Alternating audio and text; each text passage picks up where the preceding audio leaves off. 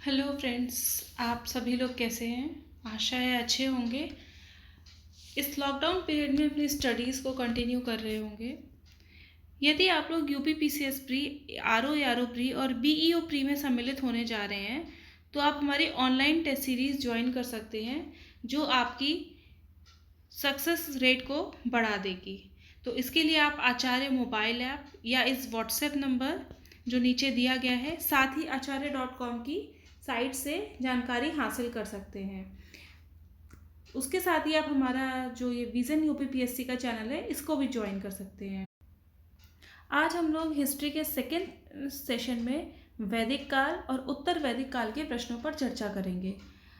आप लोग, आशा है, ये चैप्टर पढ़ चुके होंगे। तो आप क्या कीजिए कि एक पेपर पेन पे आप लिखना स्टार्ट कीजिए 1 2 3 4 करके। इस तरीके से पूरा बना लीजिए 1 2 3 4 और यहाँ अपने ऑप्शन मार्क करिए कि कौन सा सही है। और जैसे ही आपको यहाँ पे बता दिया जाए, आप अपना option A B C D जो भी आपने लिखा है उसको देख लीजिए कौन सा सही है कौन सा गलत है। और यहाँ पे जिससे आपको पता चल जाएगा आफ्टर 50 में कि आपके कितने क्वेश्चंस ठीक हुए। अगर आप पढ़ के आए होंगे तो उससे आपको एक अपने बारे में पता भी चल जाएगा कि आप कितना सही कर पाए हैं। ठीक है, तो आप ऐसा कर सकते हैं अपने आप को चेक करने के लिए। काइंड ऑफ आपका टेस्ट भी हो जाएगा। चलिए तो स्टार्ट करते हैं।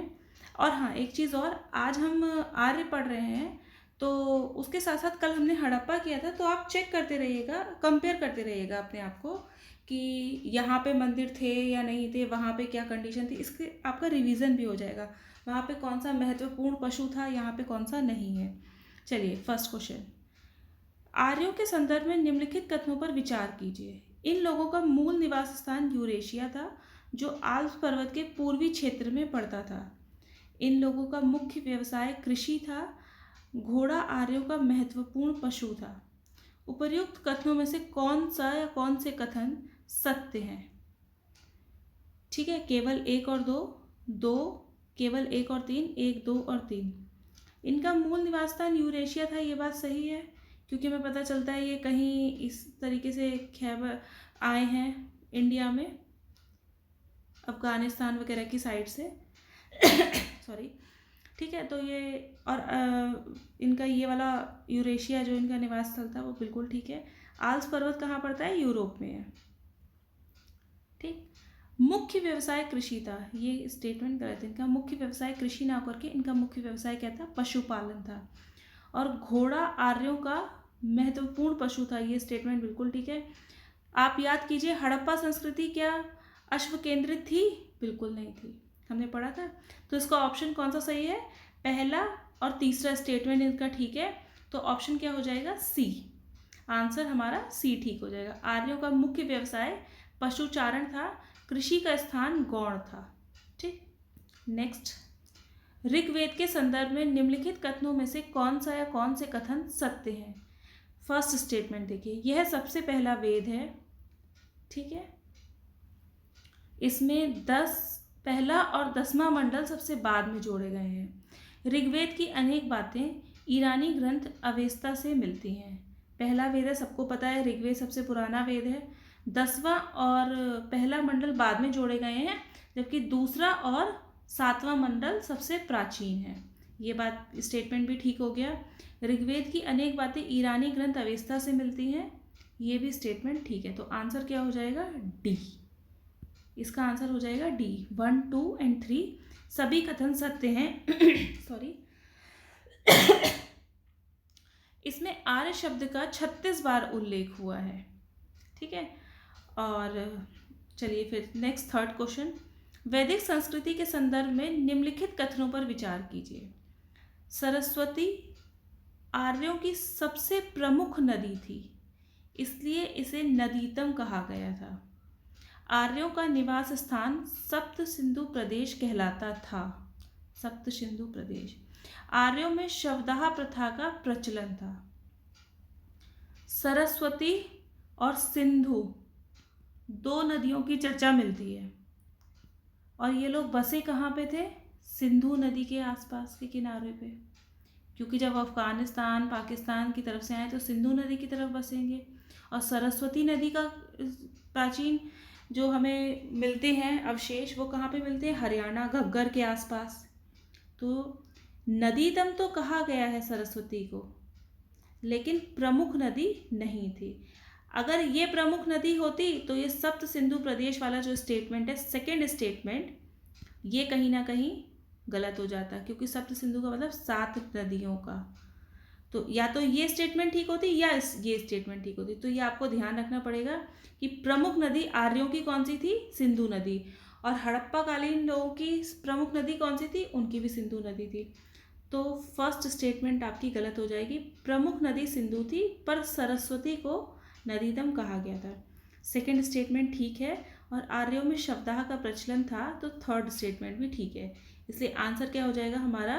बी, 2 और 3। ठीक। नेक्स्ट क्वेश्चन, फोर्थ क्वेश्चन, निम्नलिखित में से किस अभिलेख में आर्यों के नाम का उल्लेख मिलता है? आर्यों के नाम का उल्लेख, अगर आर्य थे तो कहीं ना कहीं इनका उल्लेख भी जरूर होगा। तो उन्हीं उल्लेखों के बारे में पूछा गया है। हिट्टाइट, कसाइट और मितन्नी, या फिर उपर्युक्त सभी। तो इसका ऑप्शन हो जाएगा उपर्युक्त सभी। ये जो है मितन्नी शायद सीरिया में है, इसको आप देख लीजिएगा, एनसीईआरटी में दिया हुआ है। और ये इन सभी में आर्यों के बारे में बताया गया है कि आर्य थे, उनका उल्लेख मिलता है इन सभी में। आर्यों का उल्लेख अनातोलिया, तुर्की में 19वीं से 17वीं सदी ईसा पूर्व के हिट्टाइट अभिलेख में, इराक में 1600 ईसा पूर्व के कसाइट अभिलेख में, तथा सीरिया में मितन्नी अभिलेखों में मिलता है। ठीक है। नेक्स्ट क्वेश्चन, क्वेश्चन नंबर 5, वैदिक संस्कृति के संदर्भ में निम्नलिखित कथनों में से कौन सा कथन असत्य है? असत्य बताना है। ए, ऋग्वेद में इंद्र को पुरंदर कहा गया है। सही बात है, बिल्कुल। इस काल में दस्यु शब्द का प्रयोग डाकुओं के लिए किया गया था। नहीं, दस्यु जो लोकल लोग थे, यहाँ के जो नेटिव थे, उनके लिए किया गया था। जो आर्य आए थे वो इन दस्युओं से लड़ाई करते थे हमेशा। ठीक है, तो ये स्टेटमेंट गलत हो जाएगी। फिर भी हम थर्ड स्टेटमेंट पढ़ते हैं। आर्यों की पश्चिमी एशिया और भारत में सफलता का कारण अश्वचालित रथ थे। होपफुली शायद इन्होंने ही अश्वचालित रथों का प्रचलन किया था। और जब रथ होंगे तो बहुत तेजी से दौड़ेंगे और जो पैदल सेना है उसको कुचल देंगे, तो इनकी जीत पक्की थी। तो ये सही है। और पंचजन आर्यों के 5 कबीलों का समूह था, ये स्टेटमेंट भी बिल्कुल सही है। तो ऑप्शन क्या हो जाएगा हमारा? आंसर हो जाएगा इसका बी। ऋग्वेद में दस्यु यहाँ के मूल निवासियों को कहा जाता था। आर्यों के जिस राजा ने उन्हें पराजित किया वह त्रस दस्यु कहलाया। ऋग्वेद में दस्यु हत्या शब्द का बार बार उल्लेख मिलता है। दस्यु लोग लिंग की पूजा करते थे। ठीक है, बाकी सारे स्टेटमेंट्स ठीक है। Moving on to next question, 6th, वैदिक संस्कृति के संदर्भ में निम्नलिखित कथनों पर विचार कीजिए। फिर ध्यान इस बार दीजिएगा, जैसे हड़प्पा में हम दे रहे थे, संस्कृति, कला, शिल्प, धर्म, स्त्रियों की स्थिति, पुरुषों की स्थिति, और उसके बाद एग्रीकल्चर, इन सबको ध्यान में रखे, बस उसी के पॉइंट से हमें पढ़ते चले जाना है। उसी एक खांचा बना लिया हमने, उसी को ध्यान में रख के हम पढ़ते चले जाएंगे। चलिए, दाशरागी युद्ध परुष्णी नदी के तट पर हुआ था। इस काल में लड़ाइयाँ युद्धों का कारण गाय होती थी। आर्य लोग नगरों में रहते थे। तो बताइए, सोचिए इसका। दाशराग युद्ध परुष्णी नदी के तट पर हुआ था। परुष्णी नदी जिसे रावी, आज की जो रावी नदी है, वो थी। तो ये स्टेटमेंट ठीक है। इस काल में लड़ाइयाँ या युद्ध जो है गाय के कारण होती थी। गाय को बहुत ज़्यादा पायस माना जाता था, पवित्र माना जाता था इस समय में, तो इनके कारण बहुत युद्ध होते थे। ये दोनों स्टेटमेंट ठीक है। आर्य लोग नगरों में रहते थे, इसका कोई उल्लेख नहीं मिलता है। हड़प्पा काल के लोग कहाँ रहते थे? हड़प्पा संस्कृति कैसी थी? नगरीय संस्कृति थी, लेकिन आर्य संस्कृति में कहीं भी नगरीय जीवन का उल्लेख नहीं मिलता है यहाँ पे। तो स्टेटमेंट कौन कौन से सही हो जाएंगे? 1 और 2, ऑप्शन ए। ठीक है, फर्स्ट और सेकंड स्टेटमेंट तो ठीक है, थर्ड स्टेटमेंट देख लेते हैं। आर्य लोग नगर में नहीं रहते थे, वे गढ़ बनाकर मिट्टी के घर वाले गांवों में रहते थे, अतः कथन 3 जो है असत्य है। चलिए नेक्स्ट क्वेश्चन। ऋग्वैदिक काल में राज्य व्यवस्था के संदर्भ में निम्नलिखित कथनों में से कौन से कथन सत्य हैं? राज्य व्यवस्था, अब क्या आ गई, इनका पॉलिटिकल सिस्टम कैसा था। इस काल में राजा का पद आनुवंशिक हो गया था। इस काल में सभा और समिति दोनों महत्वपूर्ण संगठन थे। इस काल में स्त्रियां सभा और विधत में भाग लेती थीं। नीचे दिए गए कूट का प्रयोग कर सही उत्तर चुनिए। केवल 1 और 3, केवल 2, 1 और 2, 1, 2 और 3। राजा का पद आनुवंशिक था, सोचिए इसका आंसर। तीनों ही कथन सही हैं। राजा का पद आनुवंशिक हो चुका था और जिन्हें राजन कहा जाता था उनके हाथ में असीमित अधिकार नहीं थे, उन्हें सलाह लेनी पड़ती थी। जैसे आज के टाइम पे क्या है, प्रेसिडेंट सबसे ऊपर तो है पर उसे काउंसिल ऑफ मिनिस्टर्स से सलाह लेनी पड़ती है। कबीले की आम सभा को समिति कहते थे, या यह राजा को चुनती थी। जैसे अपने यहाँ क्या है, लोकसभा और राज्यसभा, इस तरीके से आप देख सकते हैं, सभा और समिति। और राजा को इनका समर्थन आवश्यक था, जैसे कि लोकसभा को आवश्यक है कि वो लोकसभा का समर्थन जरूरी है मेजॉरिटी पार्टी के लिए। आप जब करंट से जोड़ के चीज़ों को पढ़ेंगे ना तो आपको बहुत अच्छे से याद रहेगा। और स्त्रियों की दशा भी अच्छी थी, ये वे यज्ञ में, सभा और विदत में भाग लेती थी। ठीक, चलिए क्वेश्चन नंबर 8। वैदिक संस्कृति के संदर्भ में निम्नलिखित कथनों पर विचार कीजिए। वैदिक संस्कृति, इस काल में अयस शब्द का प्रयोग कांसे के अर्थ में होता था। इस काल में चित्रित धूसर मृदभांड का प्रयोग होता था। तो बताइए, आप लोगों ने पढ़ा होगा। इस काल में अयस शब्द का प्रयोग कांसे के लिए होता था, ये बात बिल्कुल ठीक है। और चित्रित धूसर मृदभांड का प्रयोग होता था, ये ऑप्शन भी ठीक है। तो स्टेटमेंट ये ठीक है, तो ऑप्शन क्या हो जाएगा, 1 और 2 बोथ। इस काल में तांबे और कांसे के अर्थ में अयस शब्द का प्रयोग होता था। आप लोग जब ये सब चीज़ें पढ़ेंगे ना, ऋग्वैदिक और सारा, तो ये ध्यान रखिएगा कुछ कुछ स्पेसिफिक वर्ड्स थे हर चीज़ के लिए, उन वर्ड्स को ज़रूर ध्यान रखिएगा। अदरवाइज या तो जहाँ से पढ़ रहे हैं वहाँ पे हाईलाइट कर लीजिए, नहीं तो अलग से कहीं नोट डाउन कर लीजिए, जिससे आप बार बार रिवाइज करेंगे तो याद हो जाएगा। इससे क्या पता चलता है कि उन्हें धातु कर्म की जानकारी थी। क्या हड़प्पा कालीन लोगों को तांबे और कांसे की जानकारी थी? हाँ बिल्कुल थी, क्योंकि वो तांबे कांसे के बर्तन गहने बनाया करते थे। ठीक है, तो हम कल वाला रिवाइज भी करते चलेंगे साथ में। आर्य लोगों में बढ़ई, रत्कार, बुनकर और कुम्हार आदि शिल्पियों के उल्लेख मिलते हैं। इस काल में हरियाणा के भगवानपुरा नामक स्थल की और पंजाब में 3 स्थलों पर चित्रित धूसर मृदभांड के अवशेष पाए गए हैं। आप लोग जब इस तरीके से कंपेयर करते चलेंगे ना, वैदिक, उत्तर वैदिक और हड़प्पा को, तो अगर मेन एग्जाम में क्वेश्चन आ जाए कि इन दोनों संस्कृतियों में क्या विशेषताएं थी या क्या भिन्नताएं थी, तो भी आप आंसर करने में सक्षम होंगे उस समय पे। तो इसलिए ज़रूर इस तरीके से करके चलिए। और आप ऐसे भी कर सकते हैं, पूरा बना लीजिए इस तरीके से फॉर्म, यहाँ पे हड़प्पा, यहाँ पे वैदिक, और यहाँ पे इस तरीके से धर्म, संस्कृति, स्त्री दशा लिख करके अपने शॉर्ट नोट्स तैयार कर लीजिए। इनका धर्म कैसा था, यहाँ पे स्त्रियों की स्थिति कैसी थी, यहाँ पे कैसी थी, ये आपके कुछ कॉमन पॉइंट्स हो जाएंगे। उनके बेसिस पे आप उनकी समानताएं और असमानताएं बता सकते हैं। तो आप यहाँ से प्री और मेंस दोनों की तैयारी कर सकते हैं। नेक्स्ट क्वेश्चन, ऋग्वेद में किस देवता की स्तुति संग्रहित नहीं है? बहुत सारे देवताओं की बात की गई है ऋग्वेद में। इंद्र की बहुत बार बात की गई है, इन्हें पुरंदर भी कहा गया है। वरुण की भी बात की गई है, और पशुपति के बारे में हम अभी नहीं जानते, और मित्र देवता की भी बात की गई है। पशुपति देवता की बात बिल्कुल नहीं की गई है। पशुपति देवता की बात कहाँ की गई है? हड़प्पा काल में पशुपति देवता की बात की गई है, इनकी पूजा की जाती थी, तो इसको ध्यान रखिएगा। और इन देवताओं के नाम जरूर आप लोग याद करिएगा। तो ऑप्शन क्या हो जाएगा इसका? सी।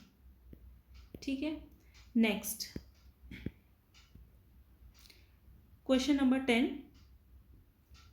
वैदिक संस्कृति के संदर्भ में निम्नलिखित कथनों में से कौन सा कथन असत्य है?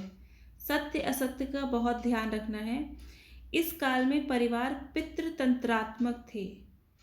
पितृतंत्रात्मक मतलब पिता से पुत्र के पास संपत्ति। अब कंफ्यूजन हो सकता है कि अभी तो जो सभा समिति और विदत थी और यज्ञ थे उसमें महिलाएं भाग ले रही थी, क्या पता मातृसत्तात्मक हो इसलिए भाग ले रही थी।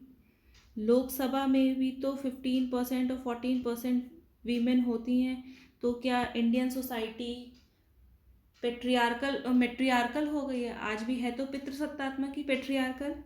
तो ये स्टेटमेंट आप अगर अच्छे से पढ़ेंगे तभी आप ध्यान दे पाएंगे और आपको याद रहेगा। तो यहाँ पे इस काल के जो परिवार थे पितृतंत्रात्मक ही थे।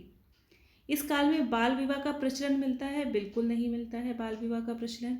इस काल में उषा और अदिति देवियों की पूजा की जाती थी? बिल्कुल सही बात है ये। समाज में व्यवस्था बनाए रखने के लिए गुप्तचर रखे जाते थे, ये स्टेटमेंट भी ठीक है। कहा गया था कि वहाँ पे बहुत ज़्यादा कोई एक सेंटर्ड सत्ता नहीं थी जो सबको देखे, इसलिए। लेकिन लोग तो इतने अच्छे नहीं होते कि कोई भी गलती ना करें, कोई भी क्राइम ना करें, तो उस चीज़ को चेक करने के लिए गुप्तचर व्यवस्था थी। तो ये स्टेटमेंट ठीक है। ऑप्शन यहाँ पे क्या हो जाएगा इसका? असत्य कौन सा है स्टेटमेंट? बी। बाल विवाह का प्रचलन था, बाल विवाह का वहाँ पे प्रचलन बिल्कुल नहीं था। तो ऑप्शन बी हो जाएगा। बाल विवाह का प्रचलन ऋग्वेद काल में नहीं था। इस काल में विवाह की आयु 16-17 वर्ष थी। विधवा विवाह का भी प्रचलन था, अतः कथन बी असत्य है, जबकि अन्य तीनों सत्य हैं। ये जो विधवा पुनर्विवाह ना होना या बाल विवाह, ये सब ऋग्वेद के बाद में आई है, ये रूढ़ियाँ जो है। नेक्स्ट, वैदिक संस्कृति के संदर्भ में निम्नलिखित युग्मों पर विचार कीजिए। वाजपति चारागाह का प्रधान, कुलपा परिवार का प्रधान और ग्रामणी गांव का प्रधान। उपर्युक्त युग्मों में से कौन सा या कौन से सही सुमेलित है? तो ये जो है सभी सही सुमेलित हैं। वाजपति चारागाह जो है, चारागाह का प्रधान है, उसी को कहते थे कुलपा। इस तरीके से आप इसको याद करिए। कुल होता है तो उसके प्रधान को कुलपा, परिवार का प्रधान। ग्रामणी गांव का प्रधान। किसी कुल का कहते हैं ना परिवार या हमारा कुल इतना बड़ा है, तो इस तरीके से आपको याद भी रहेगा। Next question number 12। वैदिक संस्कृति के संदर्भ में निम्नलिखित कथनों पर विचार कीजिए। संस्कृति, इस काल में परिवार में केवल माता पिता और पुत्र सम्मिलित किया जाता था। ये तो आज वाली न्यूक्लियर फैमिलीज हो गई, ऐसा तो लगता नहीं है, क्योंकि इंडियन सोसाइटी क्या कहती है हमेशा से? इंडियन सोसाइटी कैसी थी? ज्वाइंट फैमिली, संयुक्त परिवार। तो ये स्टेटमेंट कॉमन सेंस पे हमने नहीं पढ़ा है, स्टिल हम कॉमन सेंस पे क्या कह सकते हैं? ये स्टेटमेंट गलत है। उसके बाद इस काल में विश शब्द कबीले के अर्थ में प्रयुक्त होता था, तो इसके लिए तो हमें पता होना चाहिए। स्पेशली अभी हमने थोड़ी देर पहले कौन सा शब्द पढ़ा था? अयस धातु के लिए यूज हुआ है। तो विश शब्द कबीले के अर्थ में प्रयुक्त होता है। उपर्युक्त कथनों में से कौन से कथन सत्य है? तो कथन बी सत्य है। कथन यहाँ पे बी सत्य होगा, क्योंकि पहला कथन असत्य हो जाएगा। माता पिता और पुत्र सम्मिलित, तो न्यूक्लियर फैमिली नहीं थी, बहुत बड़े बड़े कुटुंब हुआ करते थे। ऋग्वेद में परिवार के लिए गृह शब्द का प्रयोग होता था। इसमें माता पिता पुत्र दास आदि के अलावा अन्य और भी लोग आते थे। उस समय पृथक कुटुंबों की स्थापना की दिशा में पारिवारिक संबंधों का विभेदीकरण बहुत अधिक नहीं था। ठीक, नेक्स्ट क्वेश्चन हम देखते हैं, क्वेश्चन नंबर 13। यहाँ पे 12 टाइप हो गया है, पर ये 13 है। सूची 1 को सूची 2 से सुमेलित कीजिए तथा सूचियों के नीचे दिए गए कूट से सही उत्तर का चयन कीजिए। सूची 1 में देवता दिए गए हैं और सूची 2 में शक्तियाँ हैं। इंद्र, वरुण, मारुत और सोम, इन देवताओं के विषय में आपको बताना है। तो इंद्र सभी को पता है वर्षा के देवता हैं, वरुण जल के देवता हैं, मारुत आंधी के देवता हैं और सोम वनस्पतियों के देवता हैं। तो हमें पहले ही दिख रहा है इंद्र को देख के इन दोनों में से कोई ऑप्शन होगा।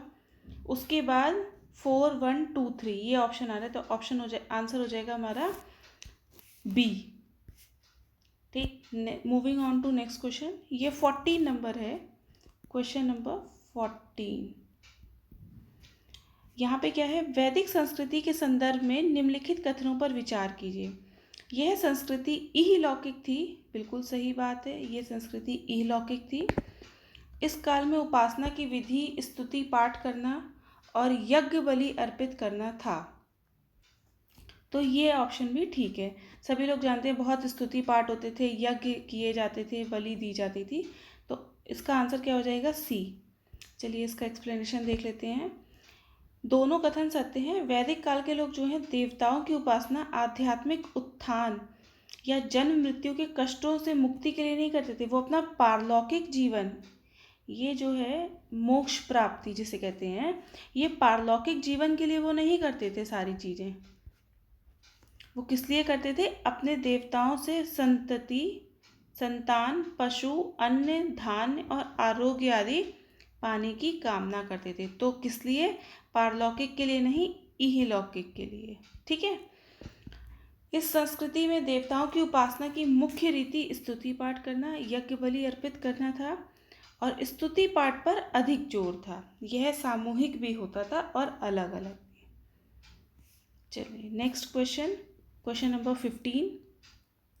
वैदिक संस्कृति के संदर्भ में निम्नलिखित कथनों में से कौन सा कथन असत्य है। अब हमें बताना है असत्य। आरंभिक आर्यों का निवास सिंध और पंजाब क्षेत्र में था। वो कहाँ से आ रहे थे, अफगानिस्तान की साइड से और यूरेशिया से। जो यूरेशिया से आएगा अफगानिस्तान की साइड होकर के, या तो यूरेशिया से आए समुद्री साइड से, तो समुद्री साइड से तो वो आए नहीं थे। जब वो अफगानिस्तान की साइड से आए थे तो ऑब्वियस सी बात है वो पहले पंजाब और सिंध की तरफ रहेंगे। और हमने क्वेश्चन क्या देखा था कि सिंधु उनकी मुख्य नदी थी, तो ये स्टेटमेंट ठीक हो जाती है। इस काल में दक्षिणा के रूप में गाय, दासियों के साथ भूमि भी दी जाती थी। गाय दी जाती थी, बिल्कुल सही है, दासियां भी दी जाती थी, सही है, बट भूमि नहीं दी जाती थी। तो ये स्टेटमेंट रॉन्ग हो जाएगा। नेक्स्ट, गायत्री मंत्र ऋग्वेद में दिया गया है, सही है। विश्वामित्र ने आर्य बनाने के लिए ये मंत्र दिया था। किसने दिया था, विश्वामित्र ने। ठीक है। इस काल में वर्ण व्यवस्था आरंभ हो गई थी। देखिए इस काल में जो है बाल विवाह नहीं था, विधवा विवाह होता था। ठीक है, ये एक तरीके की बाद में आके कुरीतियाँ बन गई थी और लोग कहते हैं कि पुराने समय से चला आ रहा है, वेदों के समय से चला आ रहा है। तो आप इस बात पे कटाक्ष उनको काउंटर कर सकते हैं कि नहीं, ये ऋग्वेद से नहीं चला आ रहा है, ये बाद में डेवलप हुई है। सती प्रथा, बाल विवाह, सॉरी विधवा विवाह, बाल विवाह। तो वर्ण व्यवस्था के कारण भी बहुत सारी कुरीतियाँ हो गई थी। शूद्रों को नीचा माना जाता था, उनके साथ अमानवीय व्यवहार किया जाता था। तो यहाँ पे कहीं ना कहीं वर्ण व्यवस्था के चिन्ह दिखाई देते हैं, पर उतने जटिल नहीं होते हैं जितने बाद के समय में दिखाई देते हैं। ठीक है, तो ये स्टेटमेंट भी यहाँ पे ठीक हो गई है। ऑप्शन हमारा क्या हो गया, आंसर हमारा हो गया यहाँ पे बी आंसर हमारा यहाँ पे ठीक हो गया है। ऋग्वेद में व्यवसाय के आधार पर समाज में वर्ण व्यवस्था का आरंभ हुआ था, परंतु यह बहुत कट्टर नहीं था। चतुर्थ वर्ण शूद्र कहलाता था और यह ऋग्वेद के अंत में दिखाई पड़ता है। इसका वर्णन दशम मंडल में। दशम मंडल सबसे पहले जोड़ा गया था ना, नहीं गलत, दशम मंडल सबसे बाद में जोड़ा गया था। नेक्स्ट, वैदिक कालीन साहित्य के संदर्भ में निम्नलिखित कथनों पर विचार कीजिए। इस काल में रचे गए वैदिक सूक्तों का संग्रह संहिता कहलाती है। बिल्कुल सही है। ऋग्वेद संहिता सबसे प्राचीन ग्रंथ है। ऋग्वेद सबसे प्राचीन है, ये सभी को पता है, सही स्टेटमेंट है। ब्राह्मण ग्रंथ की रचना वैदिक संहिताओं के बाद हुई है, ये स्टेटमेंट भी ठीक है। तो आंसर क्या हो जाएगा हमारा यहाँ पे? डी। कौन से कथन सत्य हैं? तीनों ही कथन बिल्कुल सत्य हैं। वैदिक सूत्रों या मंत्रों के संग्रह को संहिता कहा जाता है। जो मंत्र दिए गए हैं उनको संहिता कहते हैं। इसी के आधार पर आरंभिक वैदिक युगों का निर्माण हुआ और ऋग्वेद सबसे पुराना है। और ब्राह्मण ग्रंथ की रचना वैदिक संहिता के बाद हुई है। इसमें क्या, ब्राह्मण ग्रंथ में क्या हो सकता है? ब्राह्मण क्या करते हैं घर में आके? पूजा पाठ अनुष्ठान ये सब बताते हैं। तो इन्हीं की जो अनुष्ठानों की विधियां संग्रहित की गई हैं वो इसमें की गई हैं।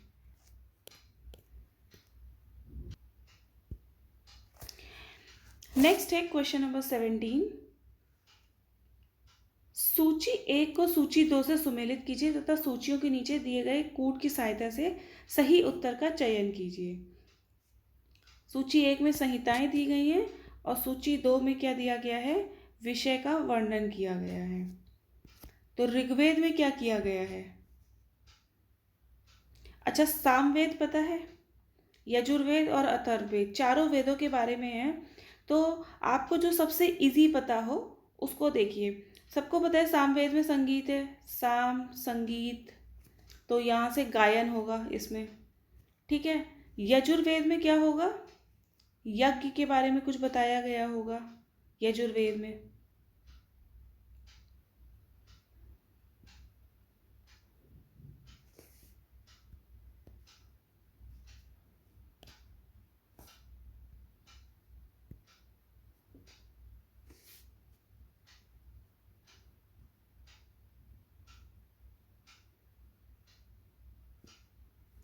Question number 17। सूची 1 को सूची 2 से सुमेलित कीजिए तथा सूचियों के नीचे दिए गए कूट की सहायता से सही उत्तर का चयन कीजिए। सूची 1 में संहिताएं हैं और सूची 2 में विषय का वर्णन किया गया है। ऋग्वेद, ऋग्वेद में क्या होगा? देवताओं की स्तुति है। सामवेद संगीत से संबंधित था तो गायन होगा। यजुर्वेद में क्या है? यजुर्वेद में ऋचाएं और कर्मकांड, यज्ञ की विधियां। और अथर्ववेद में जो सबसे लास्ट में है, व्याधियों के निवारण हेतु तंत्र मंत्र दिए गए हैं। तो इस तरीके से ऑप्शन हमारा क्या दिख रहा है यहाँ पे? सी उत्तर सही हो जाएगा। Next question number 18। वैदिक और उत्तर वैदिक अवस्था में ग्रंथों के रचना काल के संदर्भ में निम्नलिखित कथनों पर विचार कीजिए। बहुत फैक्चुअल क्वेश्चन है, ध्यान से कीजिएगा। ऋग्वेद की रचना 1000 से 500 ईसा पूर्व के पश्चिमोत्तर भारत में हुई थी। आपको लगता है 1000 से 500 ईसा पूर्व हुई होगी? 500-600 ईसा पूर्व तो हमारे यहाँ बौद्ध धर्म आ गया था, तो ये स्टेटमेंट तो गलत हो जाएगी ना। 500 से 600 ईसा पूर्व में बौद्ध धर्म, मौर्य ये सब आ चुके थे, तो पॉसिबल ही नहीं है, ये स्टेटमेंट गलत हो गई। उत्तर वैदिक की रचना 1500 से 1000 ईसा पूर्व में उत्तरी गंगा के मैदान में हुई थी। ये स्टेटमेंट भी गलत है। आंसर क्या हो जाएगा? डी, ना तो 1 ना ही 2। ऋग्वेद का रचना काल 1500 से 1000 के आसपास है पश्चिमोत्तर भारत में, और उत्तर वैदिक जो है 1000 से 500 है। उत्तर वैदिक ये जो स्टेटमेंट्स थी वो आपस में इंटरचेंज कर दी गई थी, तो इनका टाइम आप ध्यान रखिएगा। उत्तर वैदिक बाद में हुई है और ये जो है गंगा के किन मैदानों में हुआ है उत्तर वैदिक धर्म ग्रंथ जो है। Next question number 19। उत्तर वैदिक काल के संदर्भ में निम्नलिखित कथनों पर विचार कीजिए। इस काल के लोगों की जीविका मुख्य साधन कृषि था। वैदिक काल में क्या था? पशुपालन था। पशुपालन करने के बाद, पशुपालन कर रहा है इंसान, पशुओं को कुछ खिलाने को भी चाहिए। एक समय के बाद उनके जो फील्ड्स हैं, ग्रेजिंग फील्ड्स हैं, चारागाह हैं, वो ख़त्म हो गए होंगे, तो उनका मुख्य साधन कहाँ पे? उत्तर वैदिक काल में आके क्या बन गया होगा? कृषि बन गया होगा। तो स्टेटमेंट ठीक है। इस काल में जौ के साथ साथ चावल और गेहूँ मुख्य फसल हो गए थे, तो ये स्टेटमेंट भी स्टेपल फूड कहलाते हैं ना गेहूँ चावल, तो ये स्टेटमेंट भी ठीक है। इस काल में केवल चित्रित मृदभांड का प्रयोग होता था। केवल, ऐसा नहीं होता होगा, यहाँ पे और तरीके के मृदभांड भी मिलते थे। तो इसका आंसर क्या हो जाएगा? ए। ऑप्शन ए सही है, यानी कि स्टेटमेंट 1 और 2 ठीक है। वैदिक ग्रंथों में चावल का नाम क्या दिया है? ब्रीही। अयस धातु, ध्यान रखिएगा, बार बार रिवाइज करते रहिए। उत्तर वैदिक काल के लोग 4 प्रकार के मृदभांडों से परिचित थे। ये क्या है? काला और लाल मृदभांड, काली पॉलिशदार मृदभांड, चित्रित धूसर और लाल मृदभांड। इनमें लाल मृदभांड सबसे अधिक प्रचलित था और चित्रित धूसर मृदभांड उनके सर्वोपरि वैशिष्ट्य का सूचक था। और यहाँ स्टेटमेंट में क्या था? केवल चित्रित मृदभांड, वो जो कि गलत हो जाता है। Next question number 20। उत्तर वैदिक काल में राजनीतिक संगठन के संदर्भ में निम्नलिखित कथनों पर विचार कीजिए। कहाँ पे आ गए हम? राजनीतिक संगठन। इस काल में राजा जो था सबसे शक्तिशाली हो गया था और वह स्थायी सेना रखने लगा था। आप जरा याद कीजिए कि राजा हुआ ही नहीं करता था, बहुत एक सेंट्रल पावर नहीं थी जो सबको देख सके, इसीलिए क्या थी? गुप्तचर व्यवस्था थी। सॉरी, इसीलिए गुप्तचर व्यवस्था थी, हमने वैदिक काल में देखा था।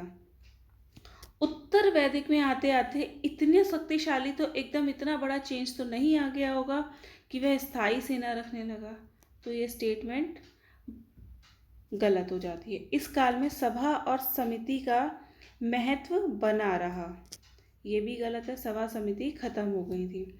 इस काल में क्षेत्र के लिए राष्ट्र शब्द का प्रयोग होने लगा, ये स्टेटमेंट बिल्कुल ठीक है। उत्तर वैदिक काल में ऐसा होने लगा था। तो सत्य कथन बताने हैं हमें। कौन सा कथन सत्य है? तो केवल कथन 3 सत्य है। आंसर क्या हो जाएगा? सी।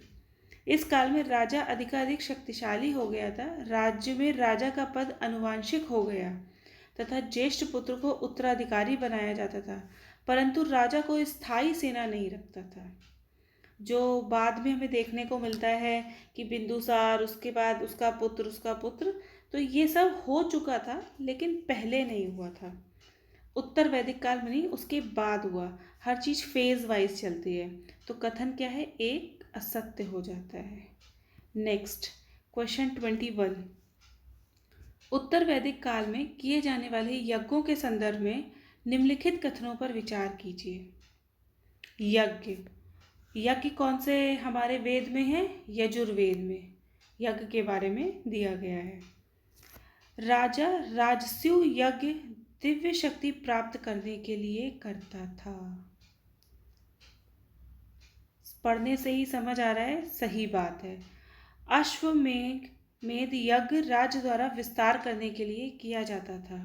ये भी ठीक है, आपने सुना होगा, राजा यज्ञ करता था और अश्व अपना घोड़ा भेज देता था। तो जिन राजाओं की सीमा से वो घोड़ा अबाध गति करता हुआ चला जाता था, मतलब राजा उसे नहीं रोकते थे।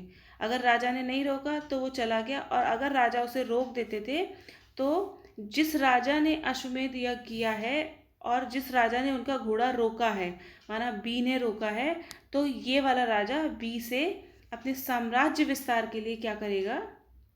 लड़ाई करेगा। और ए ने इनका घोड़ा नहीं रोका है, यानी कि ये जो ए राजा है वो इसका आधिपत्य स्वीकार करता है।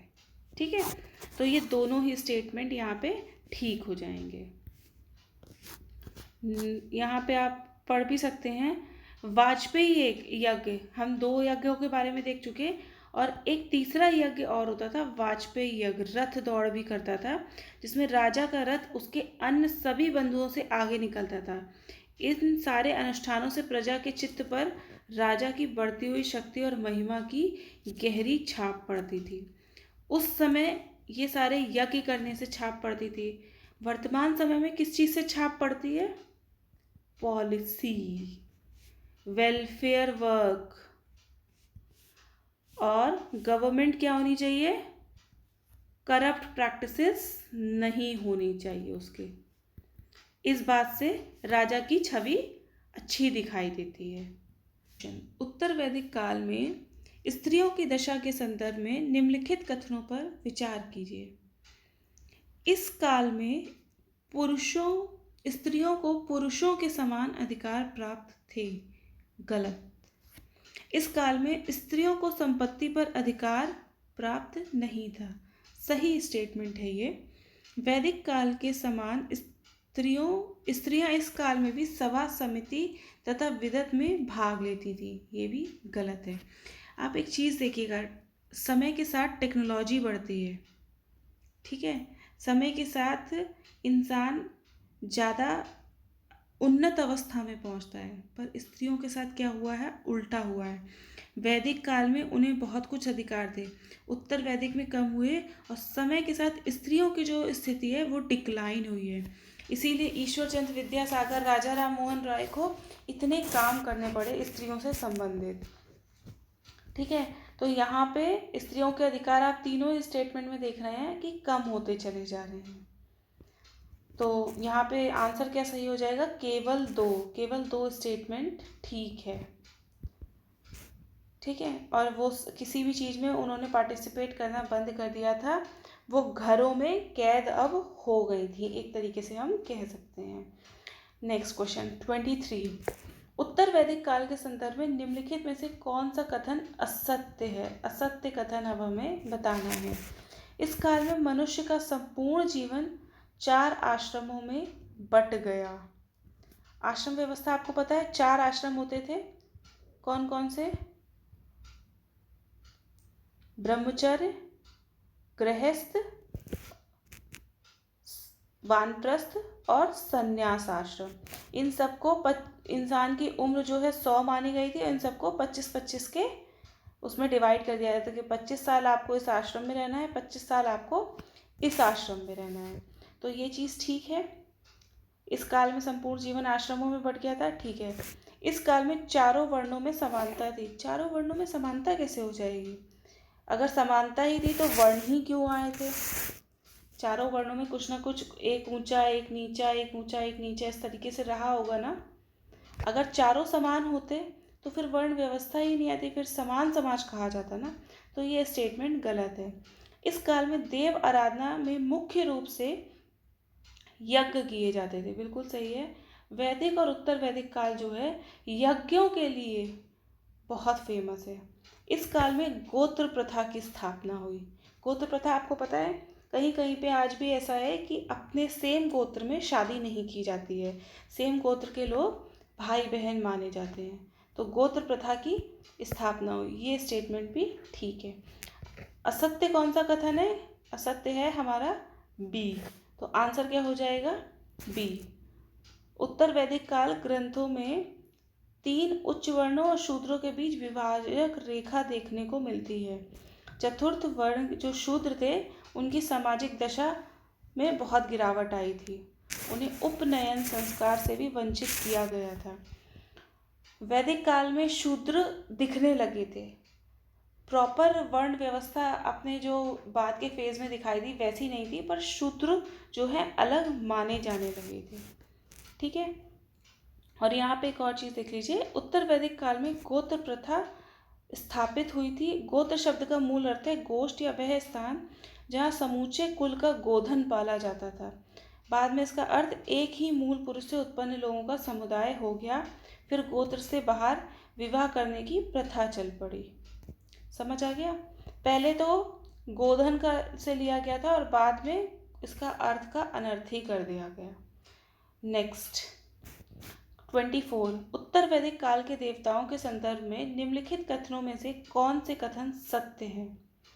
इस काल में प्रजापति देवता को सर्वोच्च स्थान मिला था। प्रजापति। हड़प्पा में कौन सा देवता को सर्वोच्च स्थान था? पशुपति। इस काल में विष्णु देवता को अपना पालक और रक्षक मानने लगे थे लोग। सही स्टेटमेंट है। पूषण इस काल में शूद्रों के देवता पूषण जो था इस काल में शूद्रों का देवता हो गया था। ये स्टेटमेंट भी ठीक है। तो आंसर क्या हो जाएगा इसका? डी। उत्तर वैदिक काल में इंद्र और अग्नि देवता, जो वैदिक काल में कौन कौन थे? इंद्र और अग्नि थे। हड़प्पा में पशुपति थे और उत्तर वैदिक में कौन हो गए थे? प्रजापति। इन्हें सृजन का देवता कहा जाता था।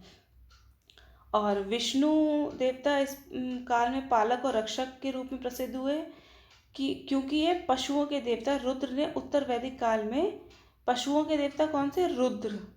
और पूषण जो थे शूद्रों के देवता माने गए थे।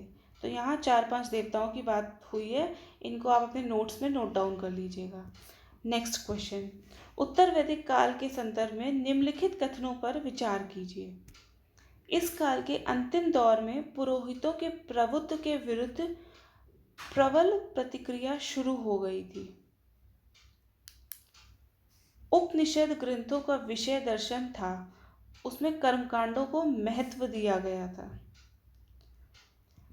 जब पुरोहित बहुत ज़्यादा कर्मकांड कराने लगे, हर चीज़ में ये गलत है, जैसे आप एक कुछ नॉवेल्स पढ़िए, उसमें आपको दिखाई देगा प्रेमचंद के में भी कि पुरोहित गलत करें तो सब ठीक, कोई दिक्कत नहीं है, अदरवाइज कोई दूसरा करे तो उससे बहुत सारे सजा होती थी, या कर्मकांड कराते थे, या पुरोहित कहते थे कि ये पूजा करा लो, इससे ये पाप मिट जाएगा।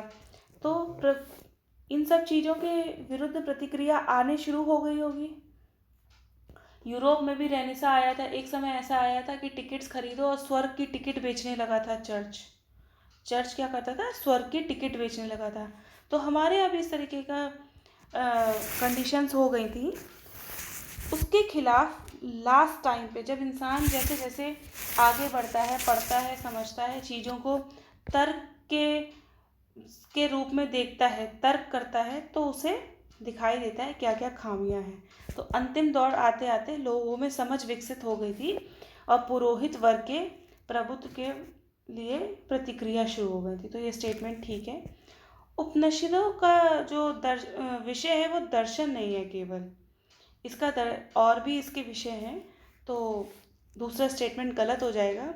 हमें कौन सा बताना है? सत्य कथन बताने हैं। तो केवल कथन एक सत्य है, आंसर हो जाएगा ए। उपनिषद ग्रंथों की रचना 600 ईसा पूर्व के आगमन के आसपास हुई है। इनका विषय दर्शन था, इनमें कर्म कांडों की निंदा की गई थी, और भी चीजें इनका विषय रहे थे। यथार्थ, विश्वास एवं ज्ञान को भी महत्व दिया गया था। ठीक है, तो दूसरा कथन असत्य है। नेक्स्ट क्वेश्चन नंबर 26, उत्तर वैदिक काल के संदर्भ में निम्नलिखित में से कौन सा कथन सही नहीं है? असत्य। इस काल में श्याम अयस तांबा को कहा गया। शतपथ ब्राह्मण में हल के संबंध में वर्णन किया गया है। महाभारत महाकाव्य में कुरु कुल के इतिहास का वर्णन मिलता है। इस काल में संग्रहित का कार्य कर एकत्र करना था। तो ये स्टेटमेंट आपको कौन सा इसमें गलत दिख रहा है? श्याम अयस, तांबे को नहीं कहा गया है, तो ये स्टेटमेंट गलत हो जाएगी। आंसर क्या हो जाएगा हमारा? ए। चलिए एक्सप्लेनेशन देख लेते हैं। श्याम अयस का क्या मतलब आपको समझ आ रहा है? काली कोई चीज, अयस धातु, काली धातु कौन सी होती है? तांबा किस कलर का होता है? तांबा तो उसका तो एक अपना ही कलर होता है, कॉपर कलर जिसे हम स्पेशली बोलते हैं, और इंग्लिश में तांबे को बोलते भी कॉपर ही है। ठीक है, तो कुछ रस्टी सा रेड कलर होता है ना उसका। और श्याम अयस यानी कि लोहा होगा।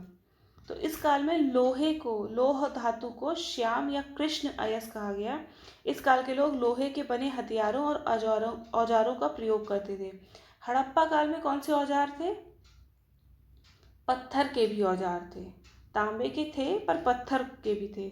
विस्तार करने तथा ऊपरी गंगा मैदानों के जंगलों को साफ करने में लोहे की कुल्हाड़ी का प्रयोग किया गया था। इस काल में लोहे के प्रयोग का प्रमाण मृतकों के साथ कब्रों में दबाए गए लोहे के औजार भारी मात्रा में खुदाई में मिले हैं। ठीक है, तो ये स्टेटमेंट क्या था? गलत हो गया था।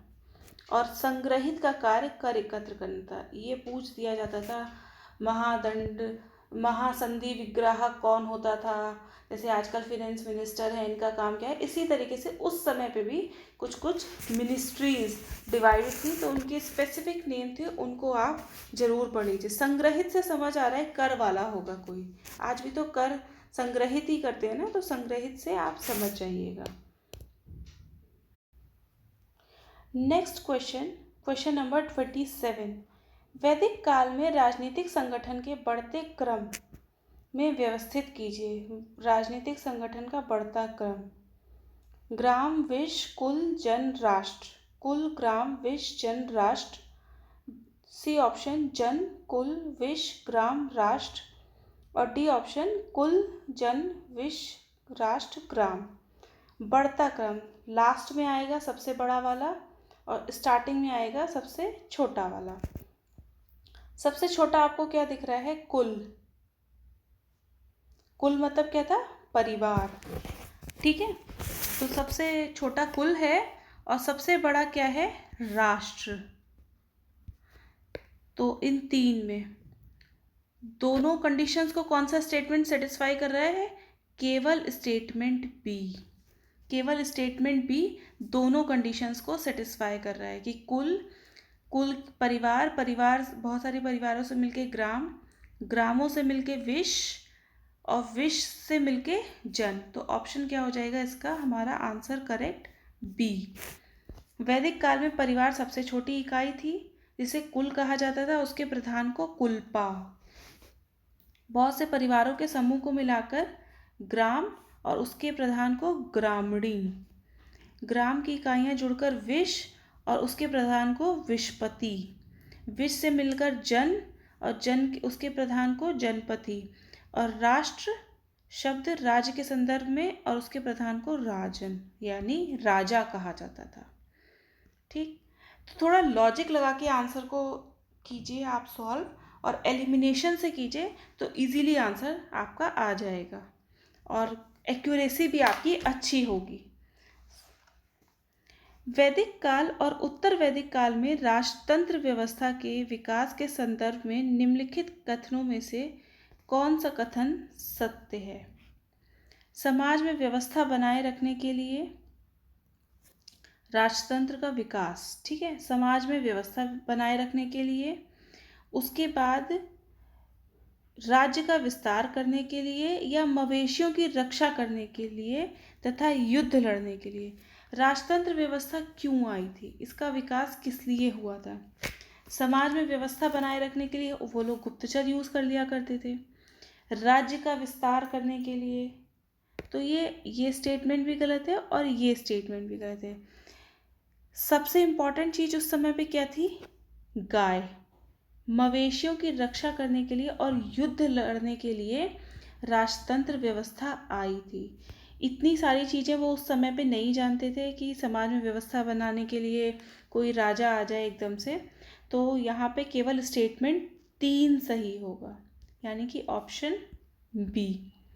वैदिक काल में अधिकांश लड़ाइयाँ गाय को लेकर हुई। ऋग्वेद में युद्ध का पर्याय गविष्टि है। गाय सबसे उत्तम धन मानी जाती थी। राज्य को अपने कबीले का रक्षक कहा जाता था। वह कबीले के मवेशी की रक्षा करता था और युद्ध भी लड़ता था। ठीक है, तो कथन 3 सत्य है। नेक्स्ट क्वेश्चन 29, लगभग 2500 वर्ष पूर्व कृषि के विकास की प्रक्रिया में महत्वपूर्ण कदम उठाए गए। निम्नलिखित में से कौन सा उन उपायों में सम्मिलित है? हल के फाल के लिए लोहे का प्रयोग। कृष्ण अयस या श्याम अयस लोहा था। और हल की बात कौन से ग्रंथ में है? शतपथ ब्राह्मण में। बिल्कुल ठीक है। धान की रुपाई की गई थी। चावल भी उत्तर वैदिक काल में हो रहे थे ना, तो धान की रुपाई की गई होगी तभी चावल हुए होंगे। और धान की फसल को सबसे ज़्यादा क्या चाहिए होता है? सिंचाई। तो सिंचाई के उपाय किए गए होंगे।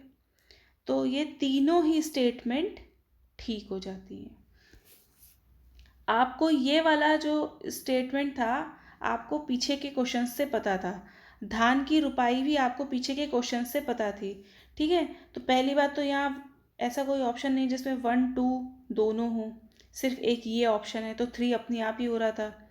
उसके साथ साथ आप अपना कॉमन सेंस भी लगा सकते थे कि धान की अगर खेती हुई है तो रुपाई सिंचाई तो करनी ही पड़ेगी। तो ये ऑप्शन यहाँ पे ठीक हो जाता है। आंसर हो जाएगा इसका डी।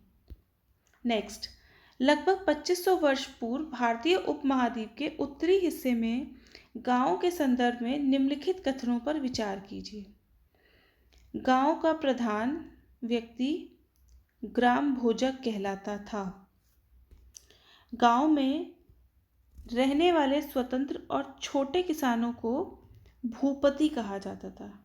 ग्राम प्रधान या ग्राम भोजक कहा जाता था, ये स्टेटमेंट ठीक है, पर ये भूपति नहीं कहलाता था, ये स्टेटमेंट गलत है। आंसर क्या हो जाएगा? सही कथन बताने हैं, ऑप्शन हो जाएगा हमारा ए। जो छोटे किसान थे उन्हें क्या कहते थे? गृहपति कहते थे। ठीक है, ये स्वतंत्र किसान जो थे उन्हें गृहपति कहते थे, ना कि भूपति। भूपति जो यहाँ पे दे रखा है, तो ये स्टेटमेंट यहाँ पे रॉन्ग हो जाती है। नेक्स्ट क्वेश्चन, निम्नलिखित में से कौन से उत्तर वैदिक ग्रंथ हैं? उत्तर वैदिक, ठीक है। ऋग्वेद वैदिक है, बिल्कुल है, लेकिन उत्तर वैदिक नहीं है ये, क्योंकि ये सबसे पुराना ग्रंथ है। और उत्तर वैदिक ग्रंथ जो थे वो गंगा के आसपास के क्षेत्रों में लिखे गए हैं। यजुर्वेद, अथर्ववेद, ब्राह्मण ग्रंथ, उपनिषद सब ऋग्वेद के बाद आए हैं। तो यहाँ पे क्या हो जाएगा? ऑप्शन इसका डी, जिसमें वन ना रहा हो बस वही ऑप्शन हो जाएगा। ये सारे जो ग्रंथ हैं ये उत्तर वैदिक कहे जाते हैं, ठीक है। चलिए नेक्स्ट, यहाँ पे देख लीजिए आप, सामवेद, यजुर्वेद, अथर्ववेद, ब्राह्मण, उपनिषद तथा अन्य कई ग्रंथों के ऋग्वेद के बाद रचे होने के कारण इस कारण इन्हें उत्तर वैदिक कहा जाता है। ये ग्रंथ उत्तर भारत में खासकर गंगा यमुना क्षेत्र में रचे गए हैं और इनमें सामाजिक नियमों के बारे में बताया गया है।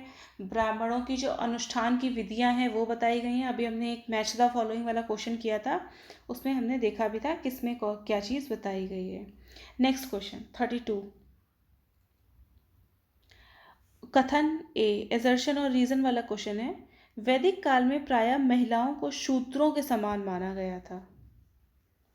महिलाओं की स्थिति थोड़ी निम्न तो थी, ठीक है, लेकिन स्पष्ट नहीं थी, पिक्चर जो थी स्पष्ट नहीं थी। और रीज़न क्या है? वैदिक काल में सामान्यतः महिलाओं तथा शूद्रों को वेदों का अध्ययन का अधिकार नहीं था। तो दोनों ही स्टेटमेंट ठीक हैं, बट एक दूसरे का ये जो है फर्स्ट स्टेटमेंट का कारण सेकंड वाला नहीं है, इस तरीके से नहीं है। तो इसका ऑप्शन क्या हो जाएगा? बी। क्यों हो जाएगा? ऐसा कोई इसी शूद्र थी इसी कारण थोड़ी ना ऐसा है कि उन्हें वेद नहीं पढ़ने दिए जाते थे। क्या पता शिक्षित ही ना हो इसलिए वेद ना पढ़ने दिए जाते हो। तो ये ठोस कारण नहीं है, तो इसका ऑप्शन हो जाएगा बी, सही स्पष्टीकरण नहीं दिया गया था। नेक्स्ट क्वेश्चन 33, वैदिक काल के संदर्भ में निम्नलिखित कथनों पर विचार कीजिए। क्षत्रिय और वैश्य दोनों को ही यज्ञ करने का अधिकार था। बिल्कुल सही बात है, दोनों ही लोग यज्ञ कर सकते थे। क्षत्रिय तो कर ही सकते थे, वैश्यों को भी अधिकार मिला था। शूद्रों को अछूत माना जाता था। वैदिक काल में आपसे बार बार कहा कि बहुत स्पष्ट पिक्चर नहीं है, शूद्रों को बिल्कुल ही अछूत माना जाता था या उनसे दूरी बनाई जाती थी। तो ये स्टेटमेंट गलत हो जाती है। सभी वर्णों का निर्धारण जन्म के आधार पर होता था।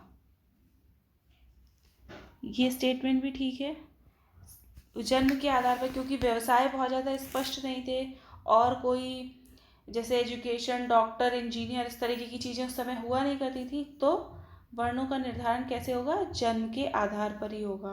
तो यहाँ पे आंसर क्या हो जाएगा? सी। 1 और 3 कथन सही हैं। वैदिक काल में क्षत्रिय और वैश्य दोनों को यज्ञ करने का अधिकार था।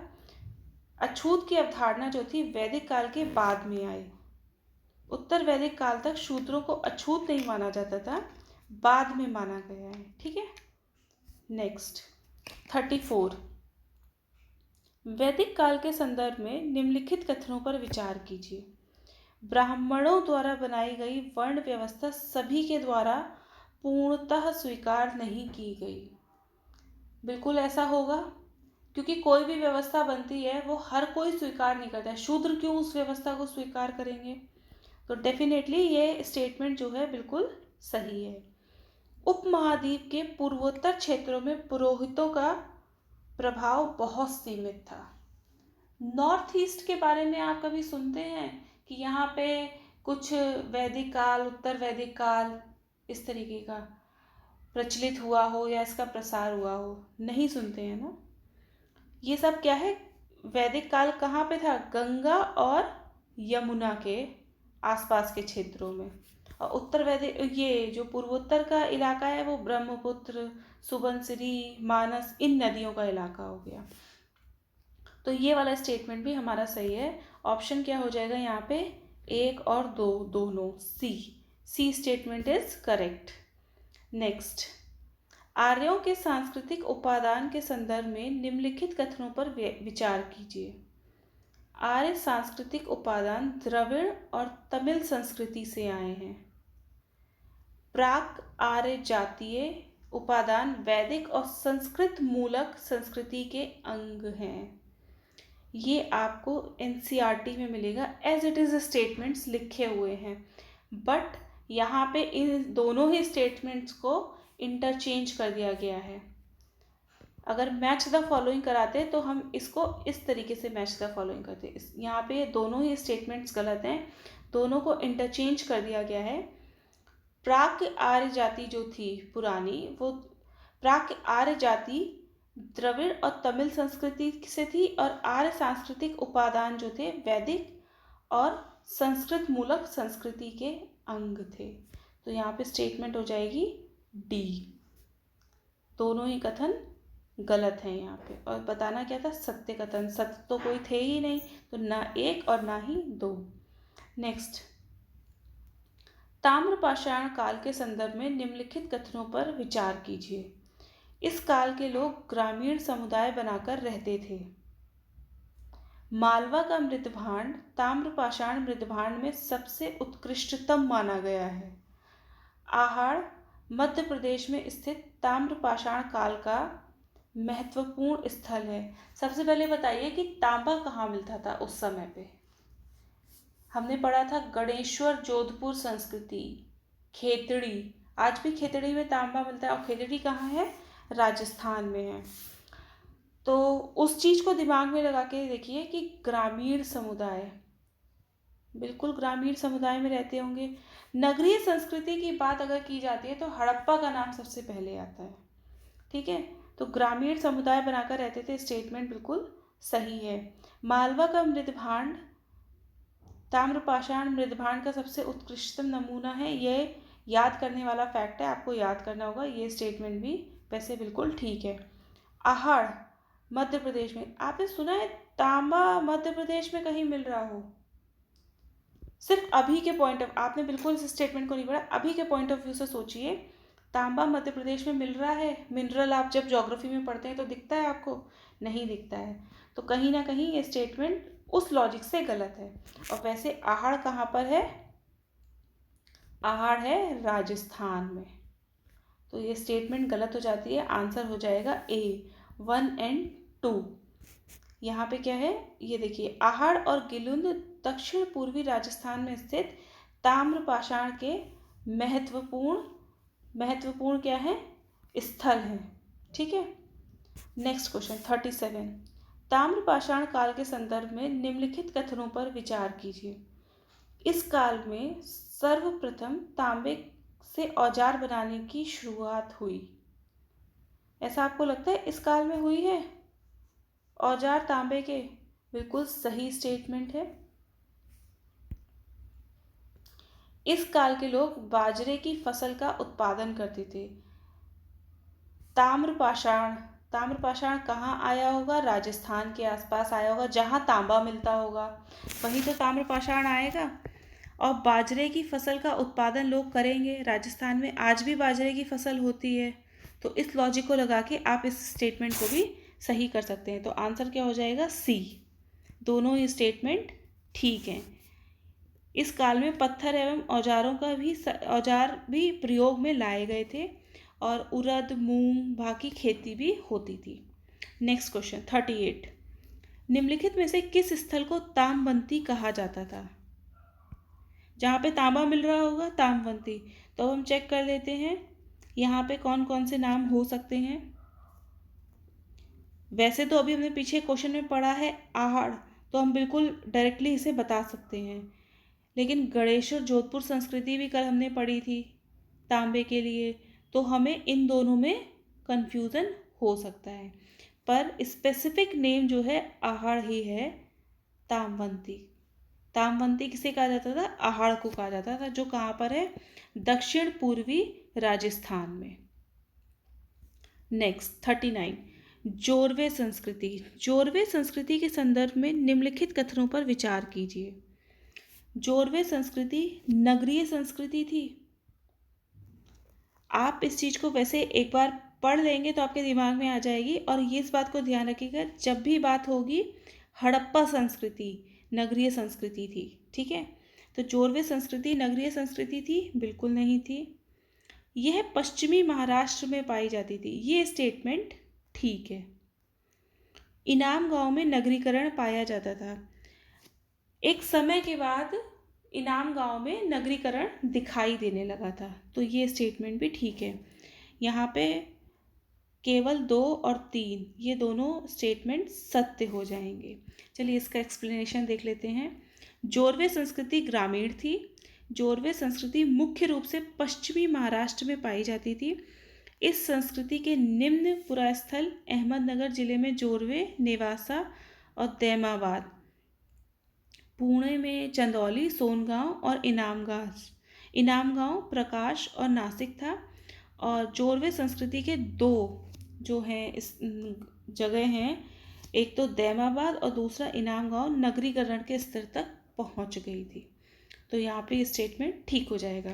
क्वेश्चन नंबर 40, ताम्रपाषाण संस्कृति के संदर्भ में निम्नलिखित कथनों में से कौन सा कथन असत्य है?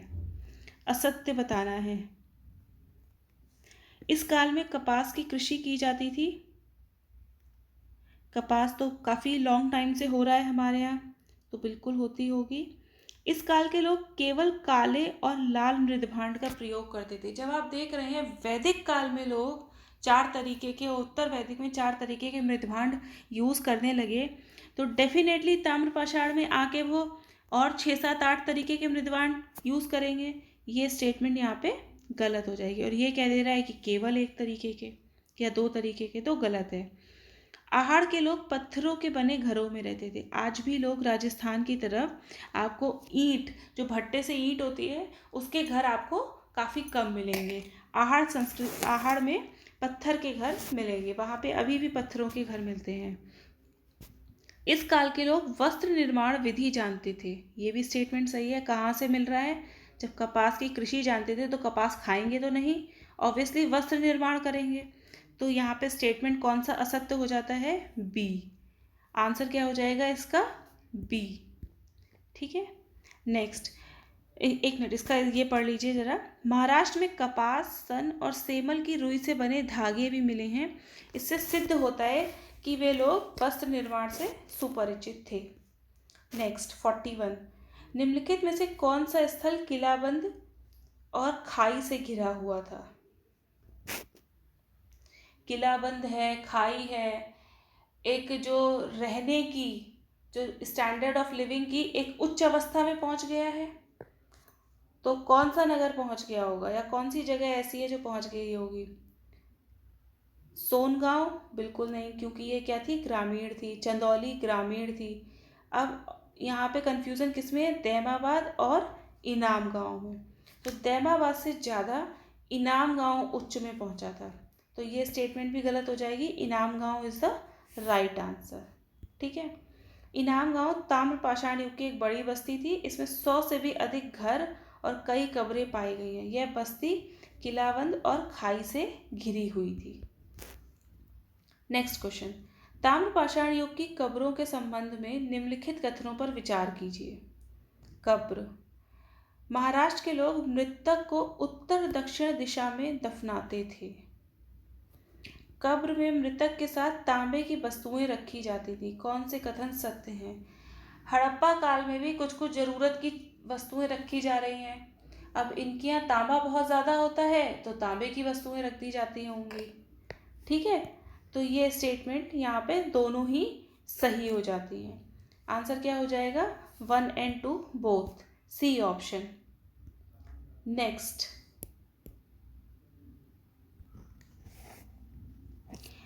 नेक्स्ट 43 क्वेश्चन नंबर, ताम्र पाषाणकालीन धार्मिक विश्वासों के संदर्भ में निम्नलिखित कथनों में से कौन सा कथन सत्य है। इनके धार्मिक विश्वास आ गए। अभी तक हमने वैदिक, उत्तर वैदिक और हड़प्पा के धार्मिक विश्वास पढ़ लिए हैं। ये देखिए, भारत में हमेशा धर्म जो है हमारी जीवन का एक अंग के रूप में रहा है। कोई भी संस्कृति आप पढ़ेंगे तो धर्म से वो कहीं ना कहीं रिलेट कर रही होगी, उसमें धर्म जरूर होगा। चलिए इसके और स्टेटमेंट्स पढ़ते हैं। फर्स्ट स्टेटमेंट, इस काल के लोग मात्र देवी की पूजा करते थे। हड़प्पा में भी लोग देवी की पूजा कर रहे हैं, और वैदिक, उत्तर वैदिक में भी उषा और ये सब देवियों की पूजा कर रहे हैं। इस काल में भी देवी की पूजा करते थे। स्टेटमेंट ठीक है। इस काल में वृषभ को धार्मिक पशु माना जाता था। ये स्टेटमेंट भी ठीक है। ये आप पढ़ेंगे, याद करेंगे तो आपको दिख जाएगा। ठीक है।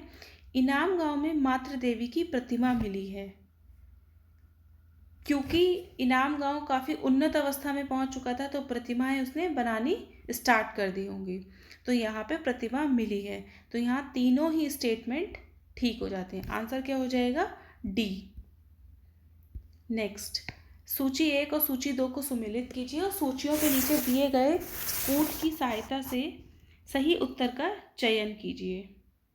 तो सूची 1 क्या है? स्थल दिए गए हैं, और सूची 2 क्या है? शवाधान की विधियां दी गई हैं। इसमें देख लेते हैं हम।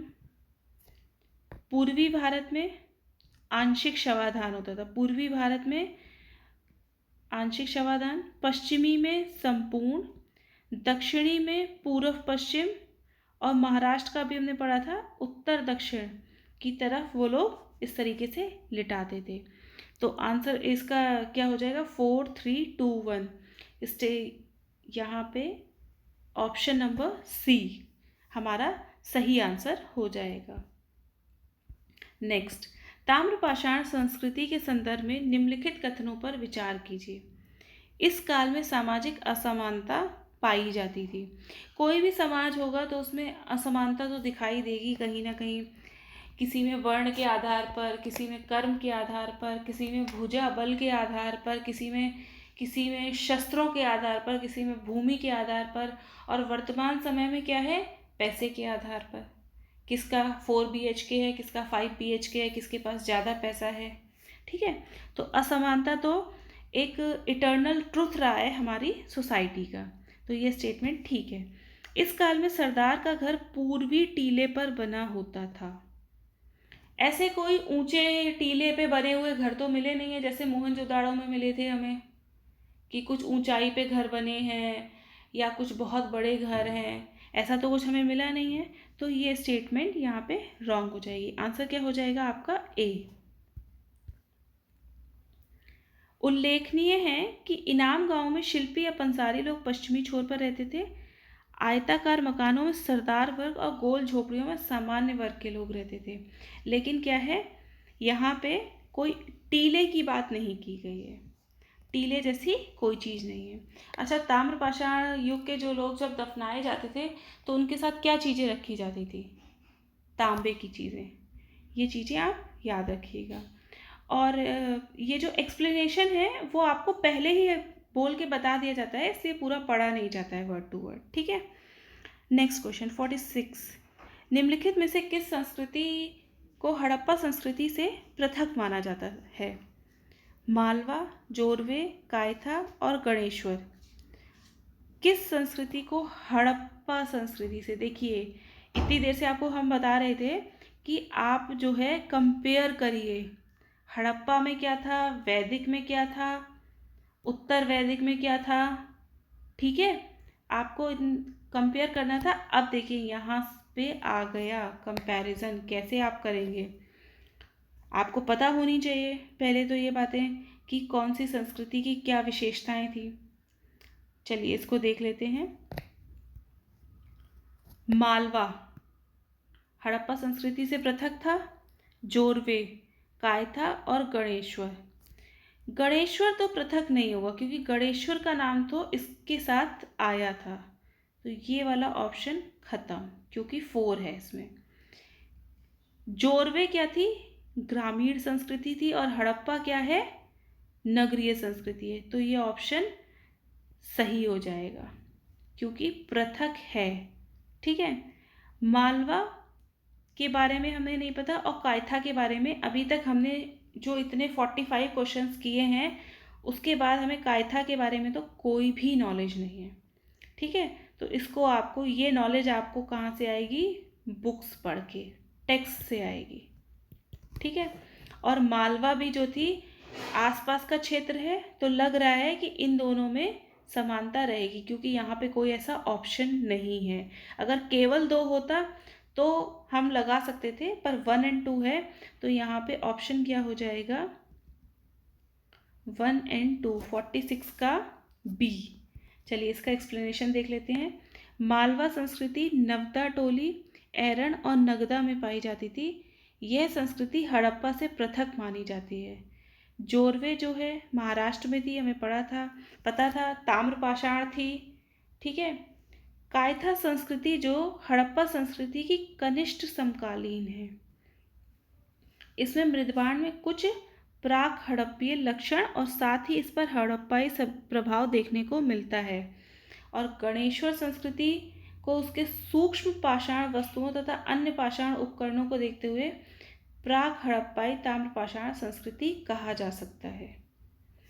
एक चीज़ यहाँ पे और देखिए, ये जो 2 हैं वो हड़प्पा संस्कृति के आसपास के एरियाज हैं। राजस्थान में ऑलरेडी कालीबंगा है, ये आसपास के एरियाज हैं, पर ये क्या है? हड़प्पा संस्कृति से काफ़ी दूर के एरियाज हैं। तो जब दूरी होगी तो ज़रूरी, मतलब काफ़ी हद तक ये संभावना है कि इसमें समानता कम होगी। जैसे नॉर्थ इंडिया और साउथ इंडियन फूड में कितनी असमानता है। यहाँ पे सरसों का तेल यूज़ करते हैं, यहाँ पे कोकोनट ऑयल यूज़ करते हैं, जबकि उत्तर प्रदेश और एमपी, बिहार, महाराष्ट्र, इनमें असमानता के बिंदु कुछ कम है, पर यूपी और तमिलनाडु में असमानता के बिंदु ज़्यादा हैं। तो इसी तरीके से आप यहाँ पे भी लॉजिक लगा सकते हैं। ठीक है, नेक्स्ट, लॉजिक वहीं पे लगाइए जहाँ आपको कुछ नॉलेज हो। बिल्कुल ब्लाइंड गैस या ब्लाइंड नॉलेज मत लगाइए, अपना ब्लाइंड लॉजिक बिल्कुल भी मत लगाइए, अदरवाइज आंसर गलत हो जाएगा। और अब चाहे पीसीएस का एग्ज़ाम हो चाहे यूपीएससी का, सभी में नेगेटिव मार्किंग है, तो इस बात को भी ध्यान रखना है। नंबर ऑफ अटेम्प्ट्स तो बढ़ाने ही हैं, क्वेश्चन नंबर, लेकिन साथ में हमें एक्यूरेसी का भी ध्यान रखना है। नेक्स्ट क्वेश्चन, ताम्रपाषाण काल के संदर्भ में निम्नलिखित कथनों में से कौन सा कथन असत्य है? इस काल की कायथा और एरण बस्तियां किलाबंद थीं। कौन सी किलाबंद हमने देखी थी? हमने एक और बस्ती देखी थी किलाबंद थी, वो कौन सी थी? इनाम गांव। कायथा और एरण भी किलाबंद थी। इस काल में अनाज उत्पादन में क्षेत्रीय समानता थी। ऐसा बिल्कुल नहीं है। क्षेत्रीय समानता कैसे हो जाएगी? क्या यूपी, बिहार, तमिलनाडु सब में एक ही तरीके का अनाज होता है? बिल्कुल नहीं होता है। उस समय भी क्षेत्रीय समानता नहीं थी क्योंकि क्लाइमेटिक कंडीशंस सेम नहीं होंगी। जहाँ पे पानी ज़्यादा होगा वहाँ चावल होगा, जहाँ पानी कम होगा वहाँ कोई और फसल होगी। नवदा टोली नर्मदा नदी के तट पर स्थित है, ये स्टेटमेंट ठीक है। इस काल के लोग लेखन कला नहीं जानते थे, तो ये स्टेटमेंट भी ठीक है, लेखन कला नहीं जानते थे। अदरवाइज लिख करके बता देते कि हमने ऐसा ऐसा किया था, हमें कुछ टेक्स्ट मिले होते हैं जो कि हमें नहीं मिले हैं। तो आंसर क्या हो जाएगा यहाँ पे? बी। ये देख लेते हैं। ताम्रपाषाण अवस्था में अनाज, भवन, मृदभांड आदि में क्षेत्रीय अंतर भी दिखाई देते हैं। पूर्वी भारत चावल उपजाता था, आज भी उपजाता है। पश्चिमी भारत जो था जौ और गेहूँ। ठीक है, तो ये स्टेटमेंट यहाँ पे असत्य हो गई। मध्य प्रदेश में कायथा, एरण और पश्चिमी महाराष्ट्र में इनाम गांव की बस्तियां किलाबंद थी। मध्य प्रदेश की हैं ये दोनों, कायथा और एरण। नेक्स्ट, निम्नलिखित में से किस युग को कैल्कोलिथिक युग भी कहा जाता है? कैल्कोलिथिक बिल्कुल इजी क्वेश्चन और एक ही बार में समझ आ जाएगा ताम्रपाषाण युग को। ठीक है, तो इसमें कुछ बताने के लिए, एक्सप्लेन करने के लिए नहीं है। ताम्रपाषाण युग को कैल्कोलिथिक कहा जाता है क्योंकि यहाँ पे तांबा बहुत ज़्यादा था, तांबे के औजार बहुत ज़्यादा थे। नेक्स्ट 49, सूची 1 और सूची 2 को सुमेलित कीजिए तथा सूचियों के नीचे दिए गए कूट की सहायता से सही उत्तर का चयन कीजिए। इजी क्वेश्चन है, इतनी देर से हम लोग पढ़ रहे हैं, आप इजीली बता देंगे इसको। सूची 1 में स्थान दिए हैं और सूची 2 में क्या दिया है, हमें संस्कृतियाँ दी हैं। दैमाबाद कहाँ है, जोरवे संस्कृति। एरण कहाँ है, मालवा, मध्य प्रदेश, मालवा। कालीबंगा हड़प्पा-कालीन नगर है और गिलुंद ताम्रपाषाणिक नगर है। अगर आपको कुछ नहीं भी पता होता इसमें तो भी आप क्या लगाते, सबसे पहले कालीबंगा हड़प्पा, ये तो आपको पता है। अब देख लीजिए सी का 1 केवल एक ही में आ रहा है, यानी कि ऑप्शन क्या हो जाएगा इसका, सी, 49 का सी। 50 लास्ट क्वेश्चन, भारत में विदेशियों के आगमन का सही कालानुक्रम क्या है। विदेशी आए हैं, आर्यों को भी माना जाता है कि वो विदेशी थे, यूरेशिया की तरफ से आए थे, आल्प्स पर्वत के पास से। तो सबसे पुराने यहाँ पे देख लीजिए आर्य दिख रहे हैं, ठीक है, या तो ऑप्शन बी होगा या डी होगा। उसके बाद कौन आए हैं, यूनानी, फिर शक, फिर हूण, फिर तुर्क। ठीक है, तो यहाँ पे ये ऑप्शन क्या है, बी सही हो जाएगा। तो देख लीजिए यहाँ पे आर्य, यूनानी, शक, हूण, तुर्क, अनेक प्रजातियाँ आई और भारत में इन्होंने शासन किया। तो इस तरीके से आज ये वैदिक, उत्तर वैदिक और ताम्रपाषाण काल तीनों ही कंप्लीट हुआ। 50 क्वेश्चंस आपके। आप कमेंट में बताइएगा ज़रूर कि कितने क्वेश्चंस आपको ठीक लगे, आपके ठीक हुए हैं। ठीक है, आप कमेंट में इसको बताइएगा। और नेक्स्ट जो चर्चा होगी वो मौर्य काल पर होगी, मौर्यन एम्पायर को हम पढ़ेंगे। Thank you very much.